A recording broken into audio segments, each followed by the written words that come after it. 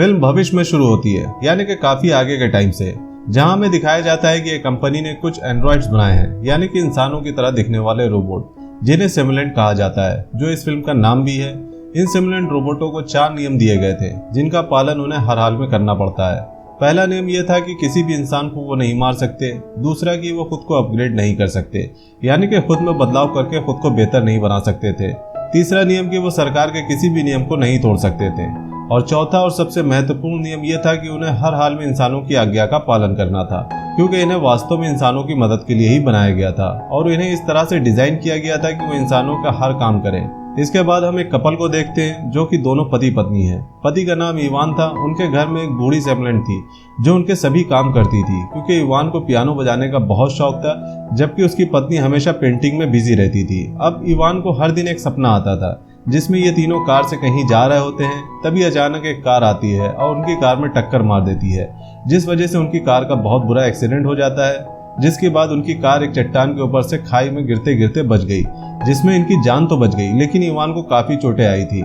इस सपने के कारण इवान हर दिन डरकर उठ जाता है। वो सोचता है कि ऐसा कभी हुआ तो नहीं, फिर ये सपना मुझे बार बार क्यों परेशान कर रहा है। कई बार उसने अपनी पत्नी को इस बारे में बताने की कोशिश की, जिस पर वो हमेशा एक ही बात कहती थी, ये केवल तुम्हारा एक सपना है, इससे ज्यादा कुछ नहीं।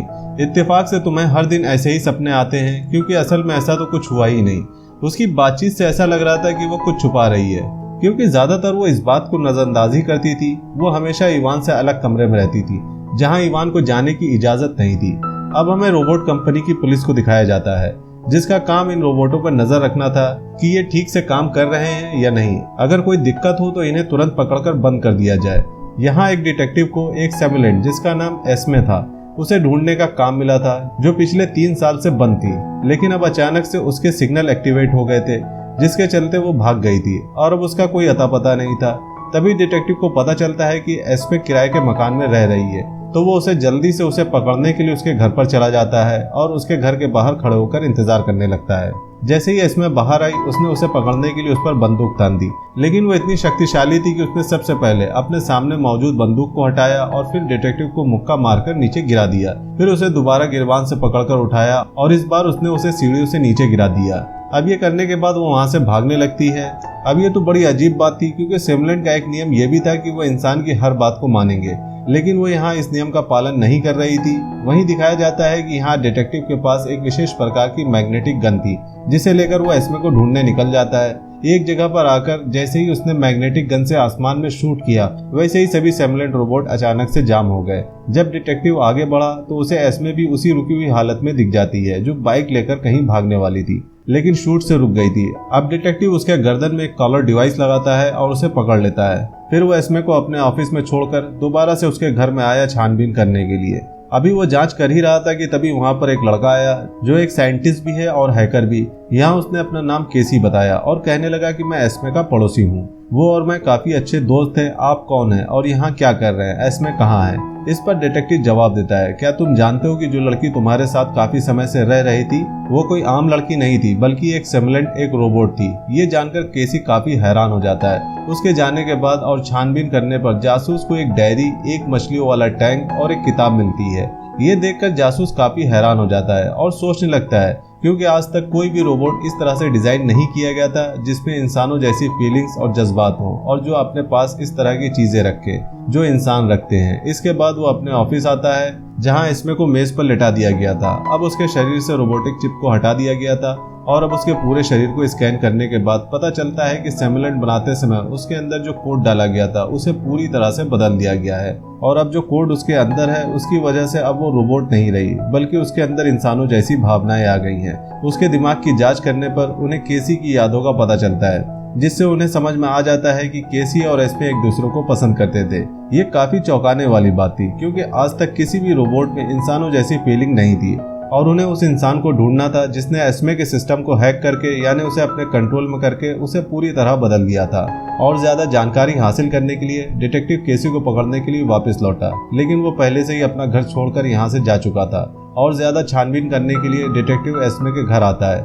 यहाँ पर उसे एक और किताब मिली जो बहुत ही पुरानी थी, जिसे एस्मे ने खरीदा था। वो उस दुकान पर आता है जहाँ से ये किताब ली गई थी। वो दुकानदार से पूछताछ कर ही रहा था कि तभी वहाँ पर केसी आता है डिटेक्टिव केसी को पकड़ने के लिए उसकी तरफ दौड़ता है, लेकिन केसी वहां से भाग जाता है। वहीं दूसरी तरफ इवान की पत्नी पूल में नहा रही थी। वो थोड़ी परेशान दिख रही थी। जब इवान उसे शांत करने के लिए उसके पास आता है तो उसकी पत्नी उसे ये कहकर दूर कर देती है कि अब बहुत ज्यादा हो गया, अब तुम्हें पूरी सच्चाई बताने का समय आ गया है। ये कहते हुए इवान के साथ वो उस कमरे में आ जाती है जहाँ शुरू में इवान का जाना मना था। यहाँ उसकी पत्नी का एक सिमुलेंट रोबोट था जो देखने में बिल्कुल उसकी पत्नी की तरह ही था, क्योंकि ये उसकी पत्नी का ही क्लोन था।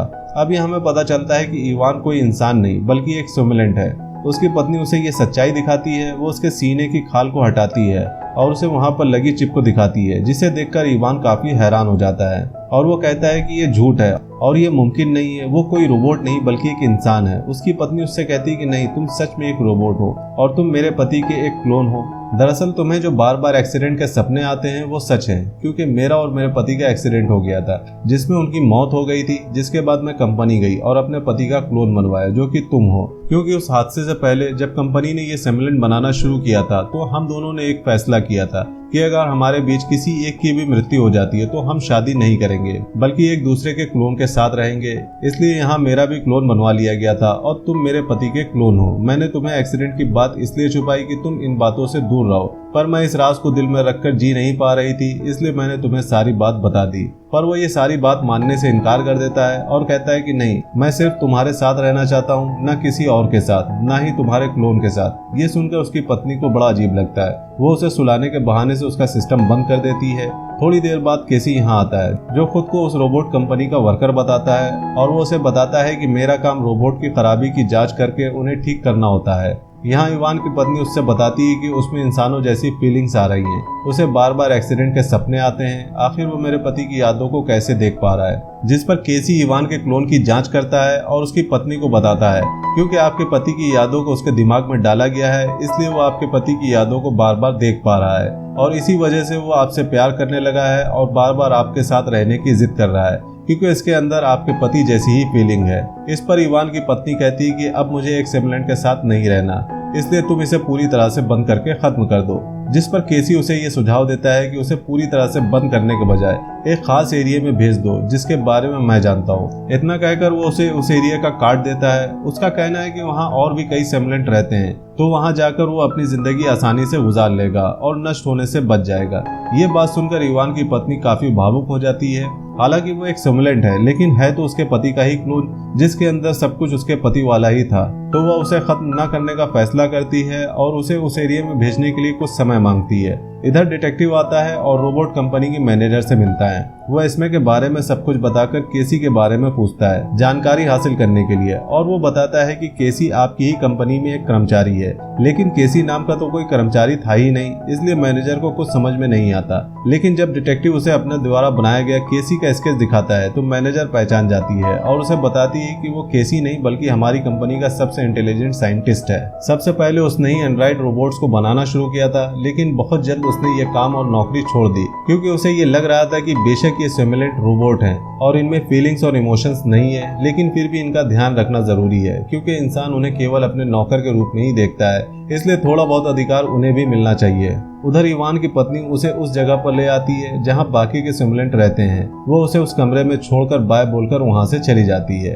थोड़ी देर बाद केसी वहां पर आता है, इवान से मिलता है और उससे कहता है कि मैं जानता हूं कि तुम एक सिमुलेंट हो और तुम्हारी वाइफ तुम्हें पूरी तरह से बंद करवाना चाहती थी और मैंने ही तुम्हारी वाइफ को तुम्हें यहाँ लाने का सुझाव दिया, और अगर तुम अपनी पत्नी से दोबारा मिलना चाहते हो और चाहते हो कि वो वापस आ जाए तो तुम्हें मेरा साथ देना होगा और मेरे साथ चलना होगा। उधर डिटेक्टिव को किसी भी कीमत पर केसी को पकड़ना था, इसलिए वो उसकी कार की लोकेशन को हैक करने की कोशिश करता है, लेकिन उसका कोई अकाउंट न होने के कारण उसे उसकी लोकेशन नहीं मिल पा रही थी। इसलिए वह इसमें को फिर से होश में लाता है और उससे केसी के बारे में पूछना शुरू करता है। वो उसकी बात सुन तो रही थी लेकिन सिर झुकाए हुए खड़ी थी और उसने उसे केसी के बारे में कुछ नहीं बताया।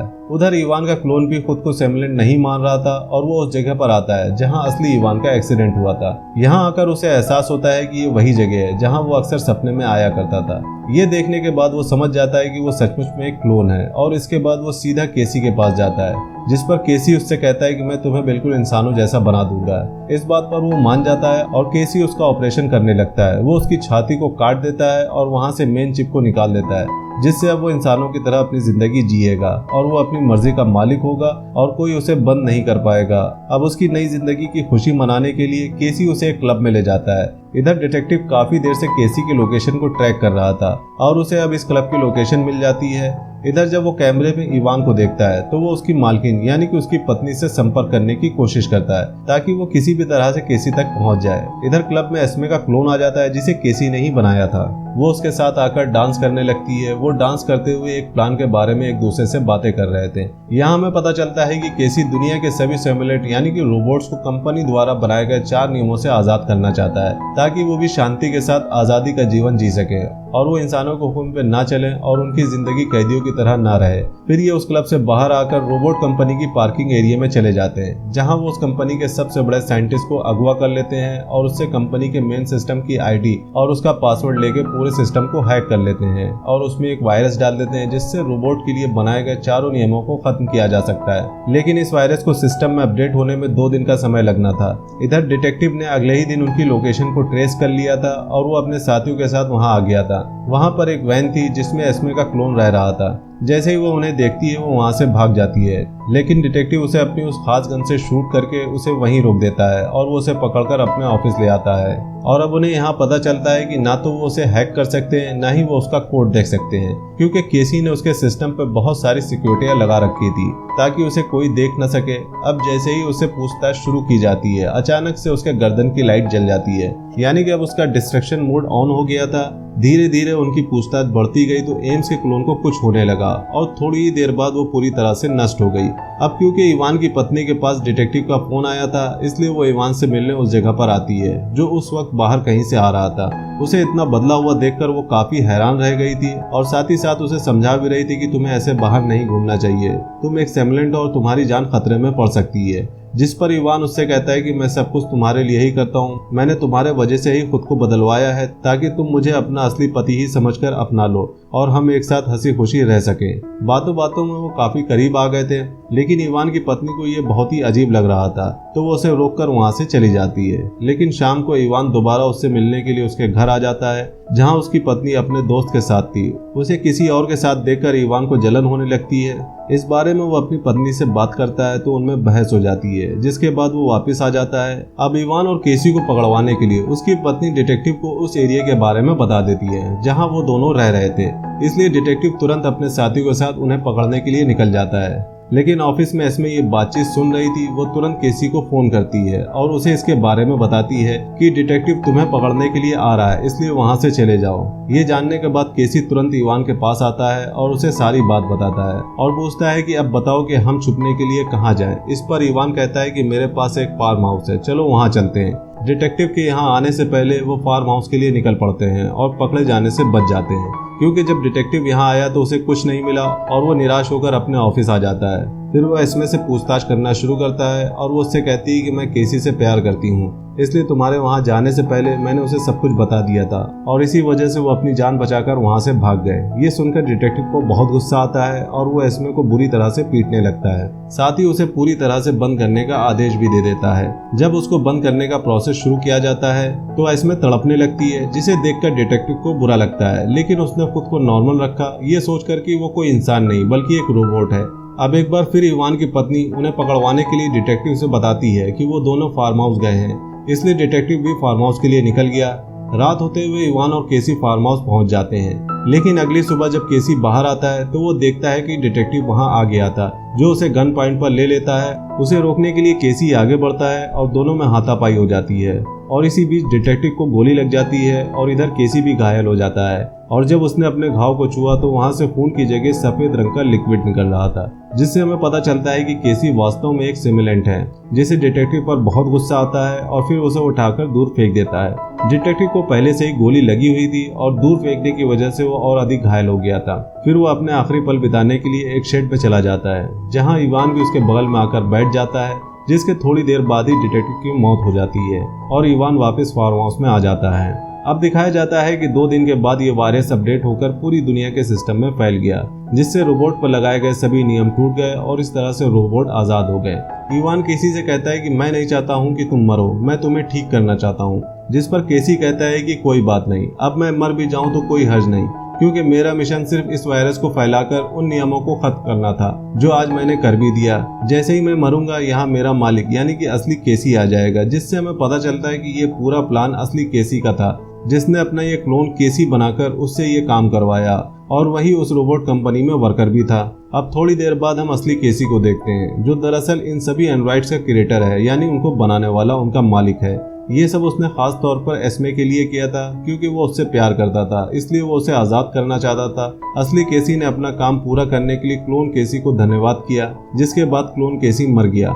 इवान भी आखिरी बार अपनी पत्नी को मनाने के लिए उसके पास जाता है। वो उस वक्त पूल में नहा रही थी, लेकिन एक बार फिर वो उसे अपनाने से इनकार कर देती है। इस बार तो इवान को इतना गुस्सा आ गया कि वो अपनी पत्नी को बालों से पकड़कर पानी में डुबोने लगता है और उसे पानी में ही रखता है, जिसके कारण उसकी मौत हो जाती है।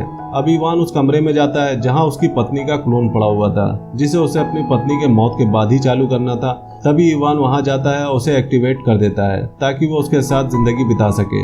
अब एक जगह इन सारे रोबोट्स की नीलामी हो रही थी, जिसमें एस्मे भी शामिल थी और इसकी सारी याददाश्त मिटा दी गई थी। बहुत ही ऊंची कीमत पर केसी उसे एक आदमी के जरिए से खरीद लेता है। वो जैसे ही कार में आकर बैठती है, वहाँ केसी भी था, जो उसे देखकर बहुत खुश होता है, क्योंकि अब वह एस्मे के साथ अपनी जिंदगी बिताने वाला था। हालांकि उसकी याददाश्त मिटा दी गई थी। दोनों अपनी नई जिंदगी की शुरुआत करने के लिए वहाँ से निकल पड़ते हैं और इसी के साथ फिल्म की कहानी यहीं पर खत्म हो जाती है। अगर मूवी का एक्सप्लेनेशन पसंद आया हो तो वीडियो को लाइक करिएगा और चैनल को सपोर्ट करने के लिए सब्सक्राइब करिएगा, ताकि हम आपके लिए ऐसे इंटरेस्टिंग मूवीज का एक्सप्लेनेशन लाते रहें। मिलते हैं नेक्स्ट मूवी एक्सप्लेनेशन वीडियो में, तब तक के लिए बाय बाय।